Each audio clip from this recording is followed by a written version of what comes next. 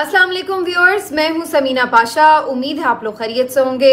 Viewers, कुछ हम खबरें और अपडेट्स लेकर इस व्लॉग में आपके सामने हाजिर हैं जनाब।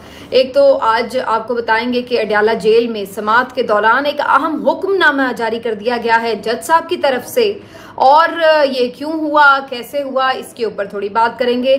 इसके साथ साथ जनाब आज जिक्र करेंगे एक मशहूर मारूफ किस्म की तस्वीर का, जो जब से सोशल मीडिया पर आई है तो उस वक्त से तबसरे, तज्जिए और ना जाने क्या क्या उसके ऊपर रद्दमल आ रहा है। तो मरियम नवाज साहिबा ने अब किस तरह से लोगों को इंटरटेन किया, इसके ऊपर थोड़ी बात करेंगे। इसके साथ साथ जनाब जिक्र करेंगे इस बात का भी कि आज पीटीआई का यौम तासीस भी है, और इस हवाले से काफ़ी आप यूँ कह लीजिए कि बात हो रही है। आज तकरीबन पीटीआई 27 साल की हो गई है, और कोई 28 साल कबल इमरान खान साहब ने इसकी बुनियाद रखी थी। तो कितनी कामयाब है पाकिस्तान तहरीक इंसाफ, और इमरान खान साहब ने जब बुनियाद रखी थी उस वक्त से अब तक क्या इसमें तब्दीली आई है, इसके ऊपर बात करेंगे आज के वीलॉग में। साइफर केस की समाअत भी इस वक्त जारी है, उसमें भी एक दो अहम रिमार्क्स हैं, वो भी आपके साथ शेयर करूंगी। आपसे रिक्वेस्ट है कि चैनल को सब्सक्राइब कर लें अगर अभी तक सब्सक्राइब नहीं किया। तो पहले जरा केसेस की बात हो जाए। अडयाला जेल में जी 190 मिलियन पाउंड केस की समाअत है, और इस समाअत के दौरान जो कि पहले भी मैंने आपको बताया था कि बीच में पार्टीशन कर दी गई थी, और शीशे के, लकड़ी के कैबिन्स जो बना दिए गए थे, मीडिया को दूर बिठा दिया गया था। तो इन तमाम बातों पर एहतजाज किया गया था मीडिया की तरफ से भी, और फिर उसके बाद जज साहब ने भी इस पर नोटिस लेते हुए कहा था कि जी ये दीवारें गिराई जाएं, और मीडिया के नुमाइंदों को भी थोड़ा उन्होंने आगे बुला लिया था कि उन बेचारों को भी कुछ समझ लग सके कि आखिर प्रोसीडिंग हो क्या रही है, क्योंकि जहां उन्हें बिठाया जाता था उन्हें आवाज तक नहीं जाती थी। तो एक तो इस हवाले से वाजे हुआ और मामला, और उसके बाद जो दूसरा अहम आज अदालत ने जो एक ऑर्डर पास किया है वो क्या है जी, वो ये है कि इमरान खान साहब, बुशरा बीबी साहिबा, जो पिछले कुछ अरसे में ख़ास तौर पर यही उनके पास मौका होता था कि जब रिपोर्टर्स जेल में आ जाते हैं कवरेज के लिए, तो वो उनके साथ कोई ना कोई सियासी उमूर पर भी जो भी सवालात होते थे रिपोर्टर्स के, उनके हवाले से जवाब देते थे और अपना एक मौक़िफ़ भी रख देते थे। तो पिछले कुछ अरसे में आपने देखा कि खान साहब जो हैं वो बड़ा डायरेक्टली नाम ले लेकर आसिम मुनीर साहब का बात कर रहे थे, और भी काजी फाजिसा साहब हों, आसिम मुनीर साहब हों, या और जो मुख्तलिफ लोग इंपॉर्टेंट शख्सियात हैं, उनके हवाले से उनकी गुफ्तगू जारी थी। लेकिन अब ऐसा लगा है कि जनाब जज साहब को कुछ बताया गया है कि जनाब ये दुरुस्त बात नहीं है। अगर इमरान खान साहब ने मीडिया से गुफ्तगू करनी भी है और आपने अगर इजाज़त देनी भी है, तो उन्हें इस बात का पाबंद किया जाए कि वो जो इदारों के ऊपर ख़ास तौर पर गुफ्तगू ना करें, किसी भी तनकीद के हवाले से गुरेज करें, और इदारों की जो अहम सरबराहान हैं, उन शख्सियात हैं, उनका नाम लेकर इस तरीके से तनकीद भी काबिल कबूल नहीं होगी। तो आज जज साहब ने ये एक अहम ऑर्डर पास किया, और उन्होंने कहा है कि जी रियासती इदारों और उनके ऑफिशल्स के खिलाफ सियासी, इश्तियाल अंगेज और मुतासिबाना बयानबाजी नहीं की जाएगी, उससे रोक दिया गया है इमरान खान साहब को भी, बुशरा बीबी साहिबा को भी, और कहा है कि इवन इशारतन भी आपने कोड वर्ड्स में या कुछ इशारतन हम बाजुकात गुफ्तगू करते हैं, तो उस हवाले से भी उन्होंने मना किया कि जी इशारतन भी ऐसी कोई बातचीत नहीं होनी चाहिए। तो ये बेसिकली एक रिस्ट्रिक्ट करने की कोशिश की गई। अब आप इससे फिर एक दफ़ा अंदाज़ा लगा लें कि कितना खौफ है।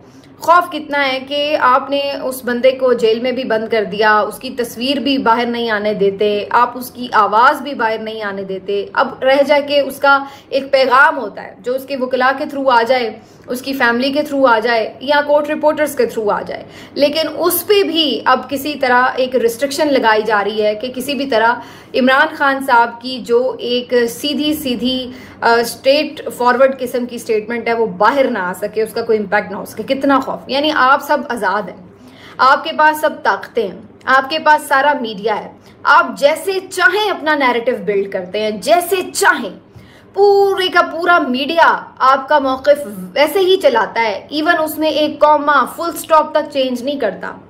ख़ास तौर पर ISPR की अगर मैं बात करूँ, सुप्रीम कोर्ट के तरफ से जो भी कोई इलामिया जारी हो, रजिस्ट्रार ऑफिस की तरफ से, या कहीं जो भी उनका एक प्रोसीजर होता है उसके तहत, आप यकीन करें कि इन इदारों की तरफ से कोई भी बयान जारी हो, किसी तरह का भी इलामिया जारी हो, कोई स्टेटमेंट हो, ये एक फुल स्टॉप और कोमा के हटाए बगैर या चेंज के बावजूद, यानी के अलावा ये TV चैनल्स पर उसी तरह से चलता है। और फिर डायरेक्ट ये तो चलिए वो हो गया ना कि जो इदारों की तरफ से आता है, उसके अलावा भी जो मुख्तलिफ टाउट्स रखे हुए हैं, जो स्पोक्स पर्सन रखे हुए हैं, माउथ पीस रखे हुए हैं, जो सारा दिन सुबह से लेकर शाम तक उनका और कोई काम ही नहीं है कि वो बैठकर सिर्फ और सिर्फ पीटीआई के खिलाफ और मुख्तलिफ शख्सियात के हक में एक नैरेटिव बनाने की नाकाम सारा दिन कोशिश करते रहते हैं सुबह से लेकर शाम तक।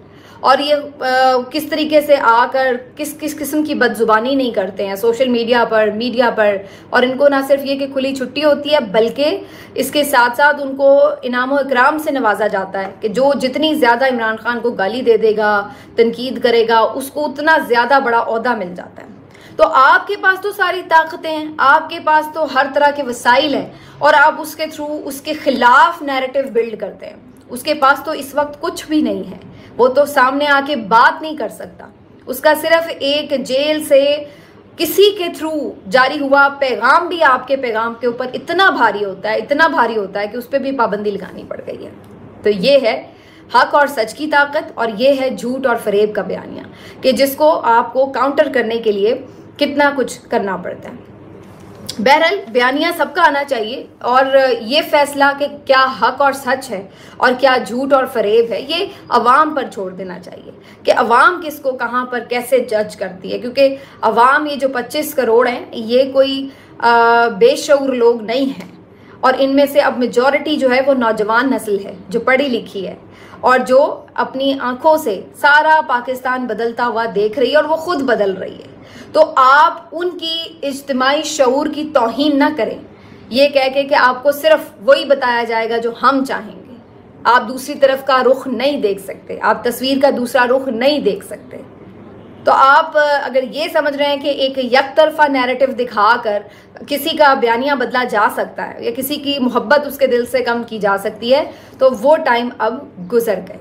बहरहाल अब जी साइफर केस में बार बार जो तान है वो यहीं पे आके टूटती है। बार बार इसी मौके पे, इसी मौजू, इसी नुक्ते पे बात होती है कि साइफर है कहाँ। जब तक साइफर ही सामने ना हो आप कैसे उसके ऊपर किसी बंदे को सजा दे सकते हैं। और आज भी जज मियां गुल हसन औरंगजेब साहब के ये जो रिमार्क्स हैं सबसे इम्पोर्टेंट हैं, जिसमें वो ये बात करते हैं कि ये साइफर जो है उसके बारे में आप बात कर रहे हैं, उस पर सजा भी दे दी। ये तो बिल्कुल ऐसा ही है कि जैसे कोई बंदा कत्ल हुआ है और कोई कह रहा है कि हाँ जी मैंने देखा वो बंदा कत्ल हुआ था, उसको छुरियां मारी गई थी, दूसरा कह रहा नहीं जी उस बंदे को गोलियां मारी गई थी। और कोई बंदा कत्ल हो और आप उसके बारे में सारी कहानी तो सुना दें, लेकिन उसकी डेड बॉडी सामने ना हो।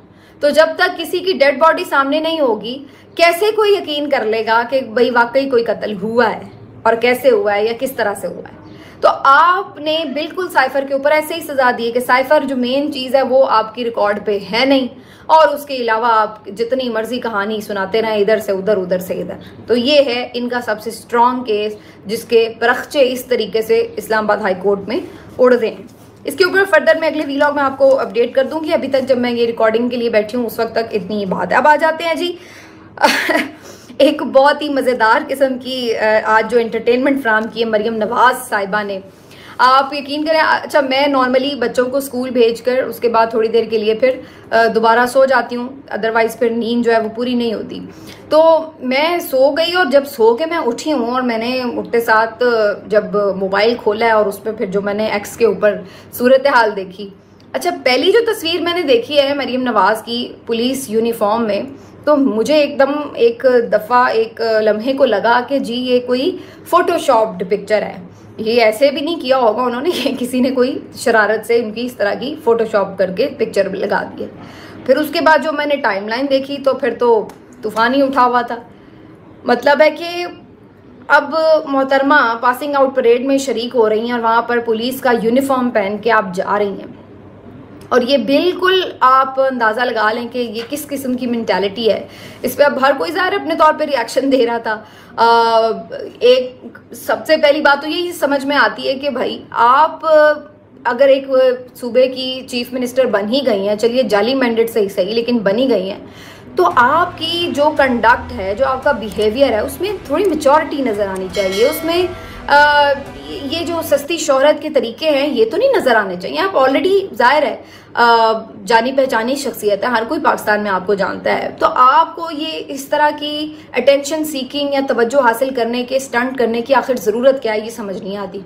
अगर आप नॉर्मली भी आती हैं, आके खिताब करती हैं, तो तब भी मामला आलो मतलब आप यूनिफॉर्म पहन के आ रही हैं, तो ये क्या आपकी मेंटालिटी है, इससे कोई समझ नहीं लगती। ये बचगाना सी हरकत, मतलब ये इस तरह की हरकतें जो बेचारे ये टिकटॉकर्स होते हैं वो करते हैं कि जी कोई हर रोज कुछ नया उठ के करना है उन्होंने, तो वो कुछ नया सोच के बैठते हैं और फिर वो अपने फॉलोअर्स बढ़ाने और लाइक्स लेने के लिए और तारीफें करवाने के लिए आप बहुत अच्छे लग रहे हैं, अच्छी लग रही हैं, इस तरीके से। तो वो इस तरह के रोज को इतना ही आइडियाज सोचते हैं यूनिक किस्म के जो टिकटॉकर्स होते हैं, और फिर उसके बाद वो हम उनको देखते हैं कि जी वो अटेंशन सीकिंग के लिए इस तरह की हरकतें करते हैं। लेकिन आप एक सूबे के, सबसे बड़े सूबे के चीफ मिनिस्टर से क्या इस किस्म की हरकतें एक्सपेक्ट करते हैं कि आप भी इस किस्म की ट्रेंड के पीछे चल पड़े? आप हर रोज़ ही यही काम करती हैं कि उठती हैं, तैयार होती हैं और हर रोज़ आप कोई ना कोई फ़ोटो शूट करवाने के लिए पहुंच जाती हैं, कभी किसी जगह पर, कभी किसी जगह पर। और इन तमाम जगहों पर यकीन मानिए सिर्फ और सिर्फ जो उसका मकसद नज़र आ रहा होता है वो सिर्फ ये होता है कि वो अपनी एक तशहीर है, अपनी एक पब्लिसिटी है, अपना एक अजीब सा नरगिसियत में मुब्तला होने का खब्त है उनका कोई, कि वो बस चाहती हैं कि जी वो तस्वीरें आ जाएं, वीडियोस आ जाएं, मैं कैसी लग रही हूँ, मेरा ड्रेस कैसा लग रहा है, और मैंने यहाँ पे कैसे एक्सप्रेशंस दिए, मैं जब किसी को थपथपा रही थी तो मैं कितना लग रहा था कि मैं बड़ी क्लोज हूँ उनसे, और मैं कितना उसको अपनाइयत दे रही थी, तो मेरे एक्सप्रेशंस उस वक्त ठीक थे या नहीं। तो मतलब वो इस तरह का जो मतलब फेक होता है ना, वो फेक लग रहा होता है कि आप बाकायदा एक्ट कर रहे हैं कि ये एंगल ठीक आ जाए कैमरे से। जब मैं यूं किसी के घर में एंटर हूं तो पहले से यहाँ पे कैमरामैन खड़ा और उसको ये वाला एंगल आना चाहिए और ये वाली लाइन मैं फिर बोलूंगी और इस तरह।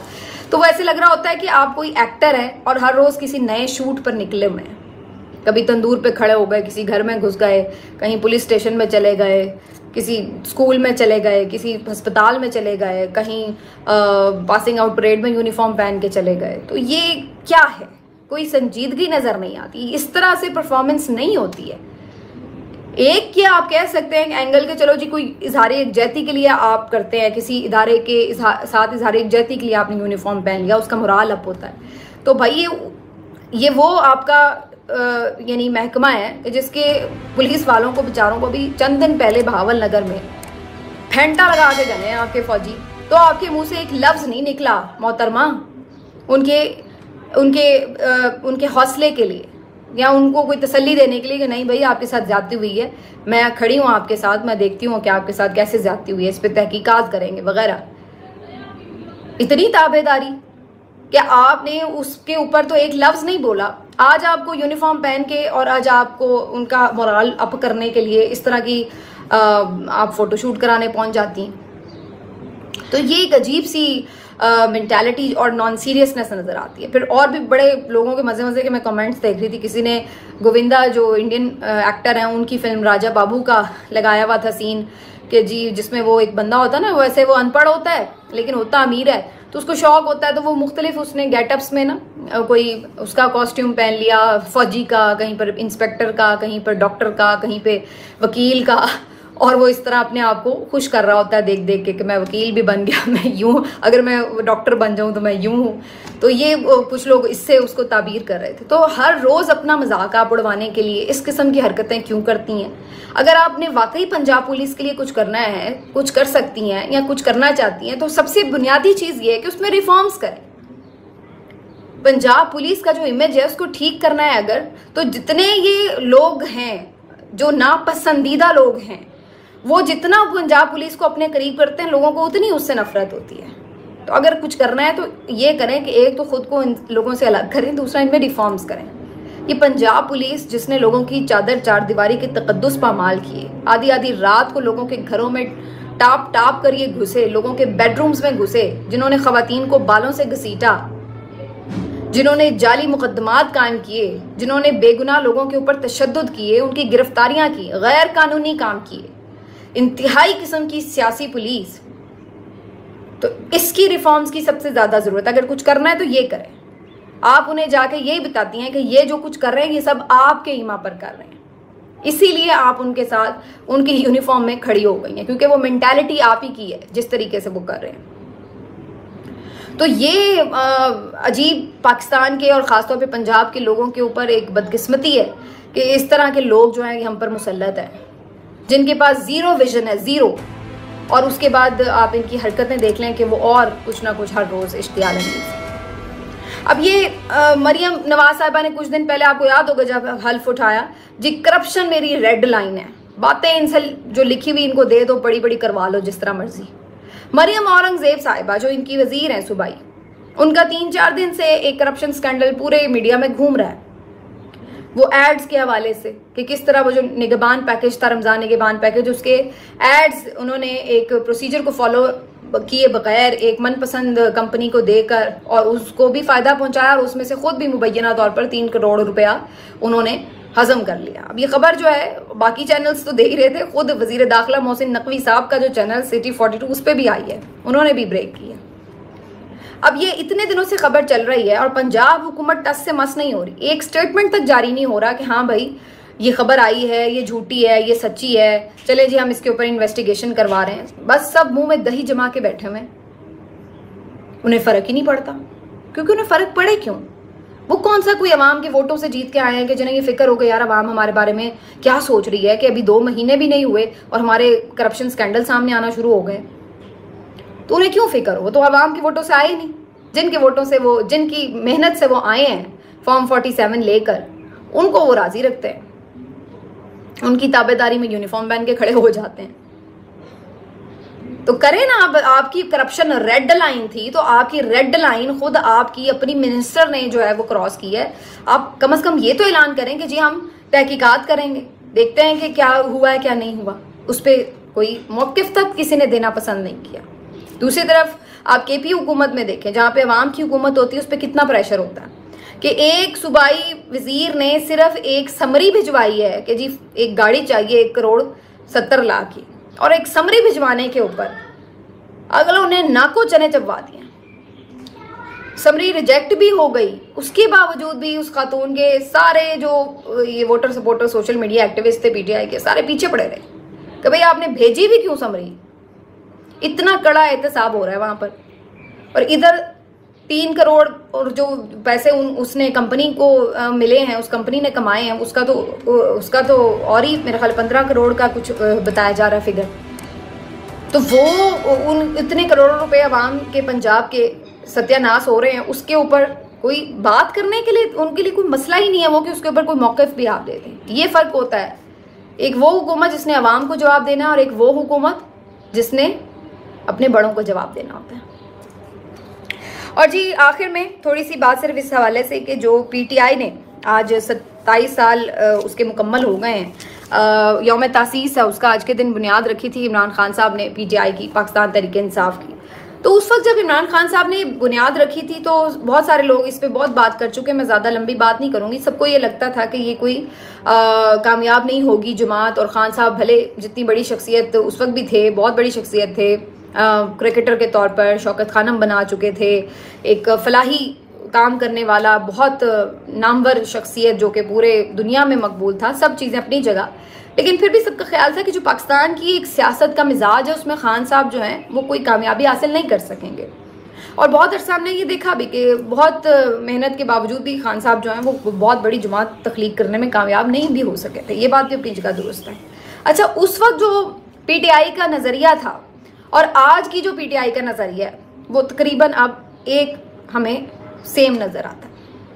खान साहब की जो आज की सियासत है कि जिसमें वो सिविलियन सुपरमेसी की बात कर रहे हैं, जिसमें वो हकीकी आज़ादी की बात कर रहे हैं, जिसमें वो अवाम की पावर की बात कर रहे हैं, जिसमें वो इंडिपेंडेंट फॉरेन पॉलिसी की बात करते हैं, जिसमें वो इस्लामी फलाही रियासत की बात करते हैं, तो ये सारी जो 5-6 बुनियादी चीज़ें हैं, और जिसमें वो कानून की हुक्मरानी और इंसाफ की बात करते हैं, द मेन थिंग, ये सारी चीज़ें वो उस वक्त वो बताते थे, वो कहते थे।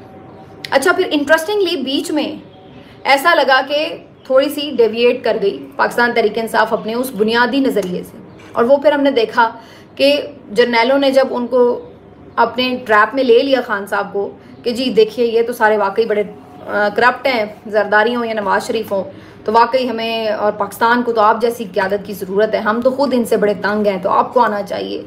तो वो फिर फ़ौज के साथ जब इनकी एक कोलैबोरेशन हुई, उनके साथ इनका एक कुर्बत हुई, वहाँ पर हमें लगा कि पाकिस्तान तहरीक इंसाफ जो है वो अपनी बुनियादी जो उसका उसूल था, जो बुनियादी 4-5 चीज़ें थी, उससे वो हट गई, डेविएट की। और फिर उसमें हमने देखा कि इमरान खान साहब जो हैं उनको बज़ाहिर कुछ चीज़ों में कामयाबी भी मिली, लेकिन क्योंकि बहुत सारे जो नामवर सियासतदान थे वो शामिल होना शुरू हो गए पार्टी में, इस्टेब्लिशमेंट के कहने पर आ गए वो, और वो फिर आखिर तक इस्टेब्लिशमेंट के ही एजेंट के तौर पर अपना किरदार अदा करते रहे। और फिर जब इस्टेब्लिशमेंट ने आंखें बदली तो वो सारे निकल गए, जब वो जहांगीर तरीन हो, अलीम खान हो, परवेज़ खटक हो, ये सारे लोग। तो वो उसके बाद फिर क्या है, अब जो पाकिस्तान तहरीक इंसाफ है ये वही प्योर वही पाकिस्तान तहरीक इंसाफ है, खान साहब की हद तक मैं बात कर रही हूँ, जो आज से 27 साल पहले थी। तो ये एक पाकिस्तान तहरीक इंसाफ का सफ़र है, और उसके दरमियान में बहुत सी कामयाबियां हैं। वज़ीर आज़म बने, सूबों में हुकूमतें बनाई, केपी में मुसलसल 3 साल बैक टू बैक हुकूमत, फिर उसमें बहुत से फलाही काम। देखिए, ये बात माननी पड़ेगी कि केपी में लोगों की बिला वजह मोहब्बत नहीं है इमरान खान से, वहाँ पे उन्होंने डिलीवर भी किया है, और फिर एक नज़रिया उनके पास है, तो उसकी वजह से एक नैरेटिव का भी सपोर्ट है, बयानिया भी है। और अब जो वो डट के खड़े हैं, उस चीज़ ने ना सिर्फ पठानों को बल्कि पंजाबियों को भी उनके साथ खड़ा किया हुआ है। तो ओवरऑल उनको अब पूरे पाकिस्तान से एक सपोर्ट मिल चुकी है। तो इस वक्त पाकिस्तान तहरीक इंसाफ या इमरान खान साहब अपनी पीक पर हैं, अपनी सियासत की पीक पर हैं, जहाँ पर वो 80% मकबूलियत रखते हैं। ये मेरा ख्याल है बेस्ट दौर है पाकिस्तान तहरीक इंसाफ का, जिसमें से वो एक छलनी से गुजर कर आप कहते हैं ना कि बिल्कुल प्योर हो गई। अब उसने सारे फेजेस देख लिए। अब कोई आप अगर ये कहें कि कंफ्यूजन बाकी रह गई है, तो वो नहीं रह गई है। अब उनको हर चीज़ की समझ आ चुकी है। इक़्तिदार भी देख लिया, इक़्तिदार से निकलना भी देख लिया, इस्टेब्लिशमेंट का प्यार भी देख लिया, इस्टेब्लिशमेंट के साथ लड़ना भी देख लिया, हर चीज़ देख ली है अब उन्होंने। अब उनके पास गलती की गुंजाइश नहीं है। जितने आप मकबूल हो जाते हैं उतनी ज़्यादा आपकी जिम्मेदारी बढ़ जाती है। तो अब आपके पास गलती की उस तरह से गुंजाइश नहीं है। अगर अब आप दोबारा वो कोई गलती दोहराएं जो आप पहले करते थे, तो अब लोग इस चीज़ को मानने के लिए तैयार नहीं होते कि हाँ भाई ये अभी पहली दफ़ा इक़्तिदार में आए हैं तो इन्हें पता नहीं है, या अब ये पहली दफ़ा इस तरह की चीज़ हुई है तो इसलिए इन्हें पता नहीं है। तो अब आप एक सीनियर पार्टी बन चुके हैं जिसके अंदर एक तजर्बा आ चुका है हर तरह के दौर से गुजरने का। तो ये एक उरूज ज़वाल की बड़ी इंटरेस्टिंग दास्तान है। लेकिन इमरान खान के बारे में लोग ये कहते हैं, रमीज़ राजा साहब जैसे कहते हैं कि he is bound to succeed. तो उस बंदे ने, उस शख्स ने जिस काम में भी हाथ डाला है उसको उसकी मेराज पर किया है। अगर वो क्रिकेट में आया है तो मेराज क्या होती है क्रिकेट की, कि आप वर्ल्ड चैम्पियन बन जाएं। आप अपनी टीम की हद तक मेराज क्या है कि आप उसके कैप्टन बन जाएं, और फिर उससे ज़्यादा मेराज आपके लिए, आपके मुल्क के लिए क्या है कि आप वर्ल्ड चैम्पियन बन जाएं। तो उसको उसके मेराज तक पहुँचाया। तो अगर उन्होंने एक फलाही काम के तौर पर अपना नाम बनाया, तो उसमें भी हमने देखा कि उसको भी उसकी मेराज तक पहुंचाया कि आज शौकत खानम हो, नमल यूनिवर्सिटी हो, कोई भी उन्होंने काम किया है तो उसकी लोग मिसालें देते हैं। तो अब जब वो सियासत में है तो वो उसकी मेराज पर है। और आज हर कोई ये मानने पे मजबूर है कि जो इमरान खान की सियासत है या जो उसकी मकबूलियत है इस वक्त, ये पाकिस्तान के किसी सियासतदान को नसीब नहीं हुई। इवन भुट्टो भी अपनी पॉपुलैरिटी में पीछे रह गए, जहाँ पे खान साहब उनको भी क्रॉस कर गए। मिलते हैं आपसे अगले वीडियो में। अपना